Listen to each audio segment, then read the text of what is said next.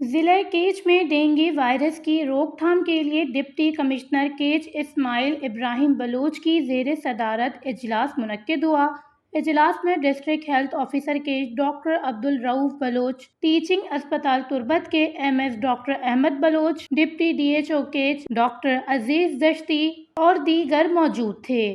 اجلاس میں ضلع کیچ کی عوام کو ڈینگی وائرس کے مرض سے بچانے کے لیے تمام پہلوؤں پر تبادلہ خیال کیا گیا۔ اس موقع پر ڈی سی کا کہنا تھا کہ ڈینگی مہم کے لیے منتخب تمام اراکین کو ٹریننگ میں لازم شرکت کرنی ہے۔ اگر کسی نے کوتاہی کی اور تربیتی سیشن میں شرکت نہیں کی تو ان کے خلاف کارروائی کی جائے گی۔ ڈپٹی کمشنر کیچ اسماعیل ابراہیم نے کہا کہ موسم سرما میں ڈینگی وائرس پھیلنے کا خدشہ ہے، اس لیے ضلع کیچ کی عوام محتاط رہے، آج ہی احتیاطی تدابیر کے تحت پانی ڈھانپ کے رکھیں اور ضلع کی تمام تحصیلوں کے ہیلتھ ورکر، سیاسی، سماجی اور مذہبی کارکن اور عالم دین کو بھی چاہیے کہ وہ ڈینگی وائرس مہم میں بڑھ چڑھ کر حصہ لیں تاکہ ہمارا ضلع اور ملک کی عوام ڈینگی جیسے مرض سے بچ سکیں، کیونکہ یہ ایک وائرس ہے جو مچھروں کے ذریعے ہوتا ہے اور بیماری کی شدت کے لحاظ سے تکلیف دہ مرض بن سکتا ہے۔ ضلع کے مختلف محلوں، تعلیمی اداروں اور اسپتالوں میں آگاہی لیکچر سیشن کا انعقاد کیا جائے۔ وش نیوز، کیچ، بلوچستان۔